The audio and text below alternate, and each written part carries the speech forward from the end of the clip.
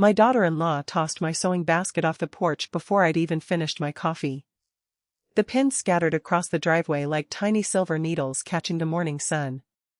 "We don't have room for your junk anymore, Peggy," she said. "Not in this house." I set my cup down on the railing, looked at her steady, and asked one question. "Did you check the name on the back of that ticket?" Her smile didn't move right away, but it would. And by the end of that week, everything she thought she'd won would come apart in her hands. "If you're still with me, tell me what town you're watching from tonight. I like knowing who's sitting with me while I tell this." "My name is Margaret Doyle. Everybody except my son calls me Peggy. I'm 67, widowed 6 years now, and until that Tuesday morning I thought I understood exactly where I stood in my own family. Turns out I didn't understand much at all. Walter and I bought our house in 1987, out on Larkspur Road just past the county line, back when the lot was still half weeds and the bank made us prove twice over that a schoolteacher and a machinist could carry a 30-year note. We paid it off in 19 years instead of 30. Walter used to joke that every extra payment bought us one more brick of stubbornness. He built the back porch himself the summer our son Dale turned 9, and I can still point to the step where he mismeasured and had to cut the board twice. Dale grew up in that house. First day of kindergarten, senior prom, the whole run of it happened under that roof. When he married Renee, I liked her fine at the start, quick laugh, sharp dresser, the kind of woman who noticed if you'd rearranged the furniture. Walter used to say she had opinions about everything and hadn't decided yet if that was a compliment. Walter passed of a heart attack in his sleep, February of the year Dale and Renee's daughter Josie turned 3. I kept the house going alone after that. Grew tomatoes in the same bed Walter had dug out, kept his tools organized the way he liked them even though I never touched half of them, and got used to a quiet that never fully stopped feeling wrong. 5 years ago, Dale called on a Sunday night, voice tight. His plant had done layoffs, Renee was pregnant with their second, and the apartment complex wasn't renewing their lease. I didn't make him ask twice. "Come stay here as long as you need," I told him. "This house has always had room." They moved in that spring. I gave them the big bedroom downstairs, the one with the good light Walter always said was wasted on a guest room, and moved my things up to the room over the garage. It wasn't much, low ceiling, one window, but it was mine, and I told myself it was temporary anyway. It didn't stay temporary. Sam was born that August, Josie was 5 by then, and somewhere in those years I stopped being the woman who owned the house and became the woman who lived upstairs and kept things running. I covered the electric bill most months. I paid the property taxes outright the year Dale's hours got cut again. I drove Josie to school, made dinner most nights, and did it without keeping score, because that's what you do for family. Renee started calling me by my first name in front of the kids instead of Grandma, said it felt more modern. She reorganized my kitchen and labeled the shelves. She started hosting friends for dinner and having me eat on a tray upstairs so the adults could talk business. I told myself she was young and stressed and it would even out. It didn't. Little things kept stacking. She corrected how I folded towels. She told Josie that Miss Peggy got confused sometimes, which wasn't true, not once, but it planted something in the girl's eyes when she looked at me after that. Dale noticed some of it, I know he did, because sometimes he'd catch my eye and look away fast, but he never said a word to her. When I finally asked him once why he let it slide, he just said, "She's under a lot of pressure, Mom." I stopped asking after that. The receipts kept piling in my little notebook. Insurance, the roof repair, groceries, both kids' school fees. I wasn't tracking it to collect. I was tracking it because some part of me already knew I'd need proof one day that none of what I'd given had ever been an obligation. It had all been a choice. The Tuesday everything broke started ordinary. I was up at 5 like always, coffee going, pancakes on the griddle for the kids.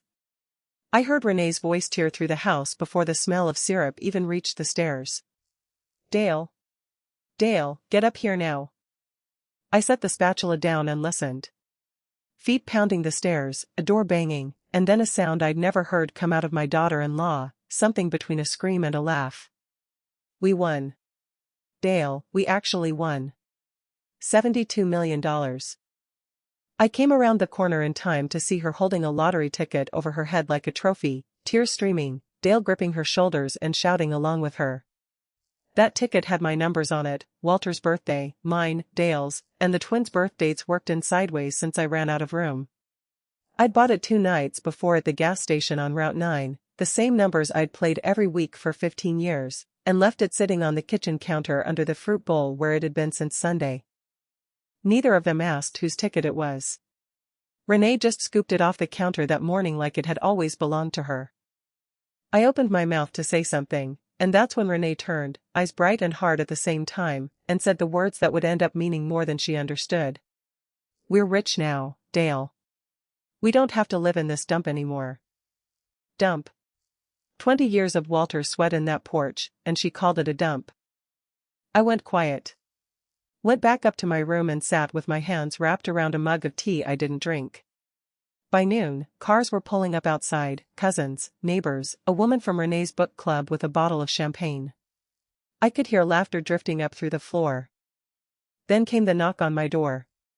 Renee stood there, arms crossed, chin up. "You should start packing," she said.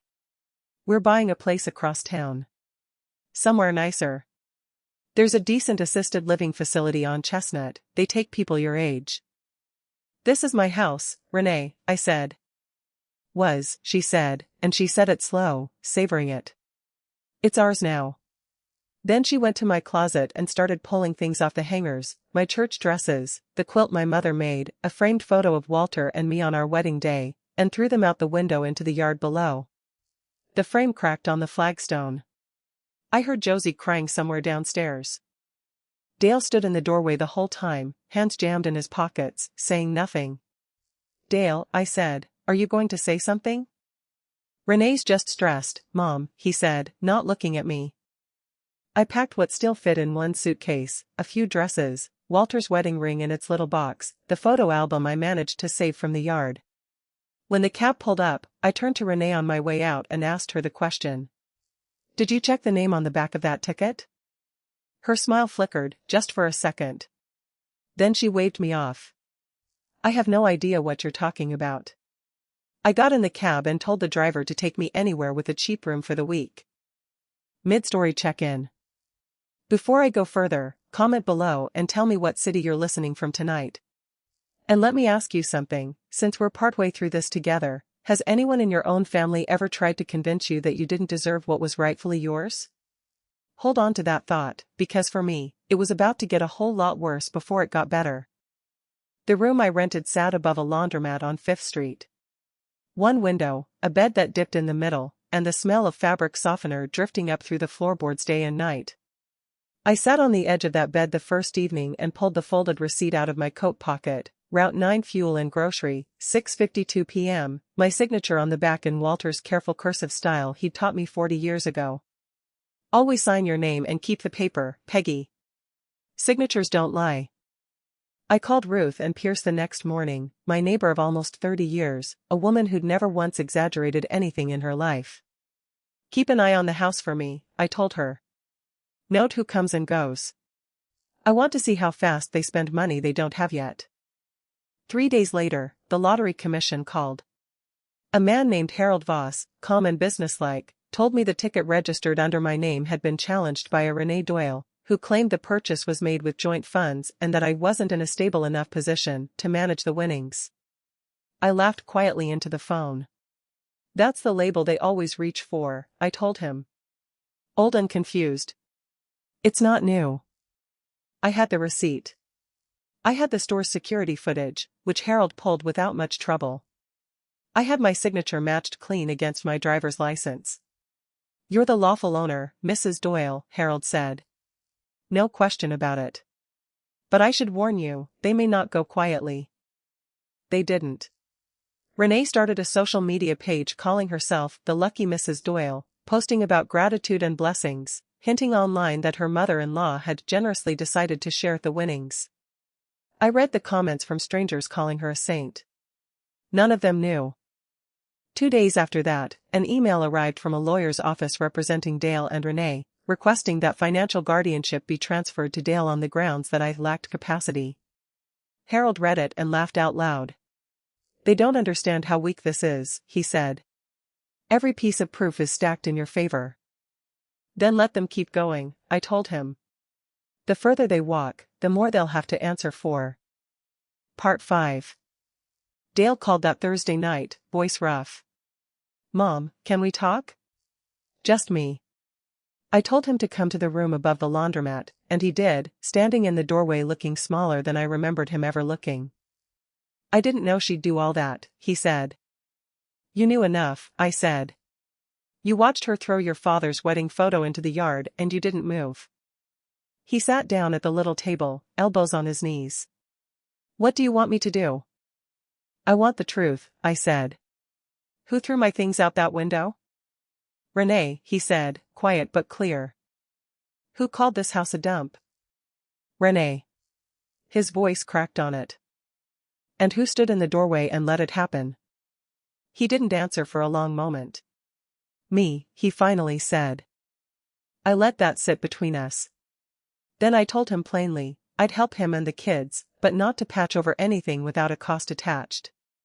He needed to end the marriage if Renee wasn't willing to take responsibility. He needed to apologize to Ruth and the neighbors who'd watched the whole scene from their porches. And he needed to start covering his own bills going forward, every one of them, because I wasn't going to keep being the safety net for choices that weren't mine. He nodded slowly. I understand, Mom. No, I said. You're starting to understand. That's different.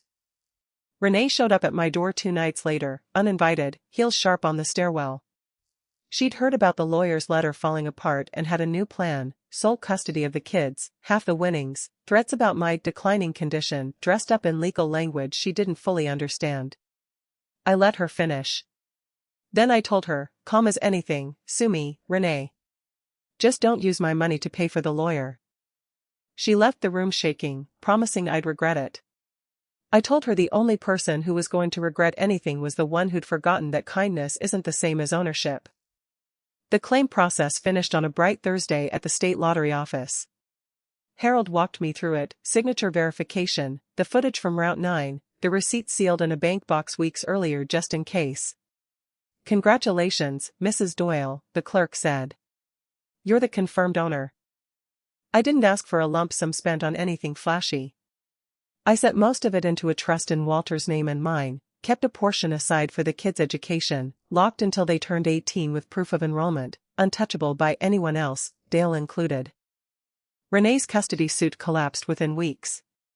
The judge reviewed Ruth Ann's porch camera footage of the day my things went into the yard, heard testimony from 3 separate neighbors, and ruled it constituted a documented pattern of elder mistreatment, not a single overreaction. Renee was ordered into a counseling program and given supervised visitation only. Dale kept primary custody of Josie and Sam. Outside the courthouse, wind coming off the parking lot, Harold shook my hand. You won 2 cases at once, he said. People are going to want to write about this. They can write about it without my name in it, I told him. I didn't do this to be known. I did it so my grandkids would know the truth. I used part of the money to buy a small house near the lake, nothing grand, a porch facing the water and enough yard for a garden. I planted climbing roses along the trellis the way Walter always wanted to, back when we kept saying next summer until there weren't enough summers left. Dale moved into a rental 2 streets over, close enough that Josie and Sam ride their bikes to my porch most weekends. He started attending a support group for single fathers on Tuesday nights and stopped making excuses for things that didn't deserve them. Renee came by once, months later, in the rain, asking for help after she'd lost her job. I gave her a list of counseling contacts and a hot meal, but not $1, and told her the porch stayed open only if she walked onto it honestly.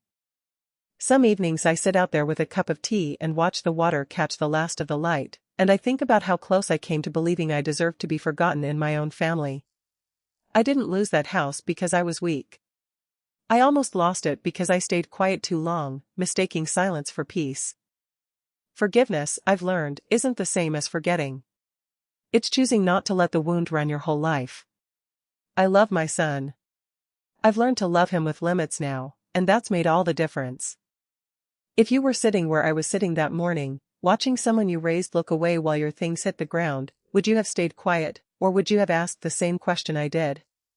Tell me honestly in the comments. If this story meant something to you, hit like so it reaches someone else who needs to hear it, and tell me where in the world you're watching from tonight. I'll be right here with my tea, waiting to hear from you.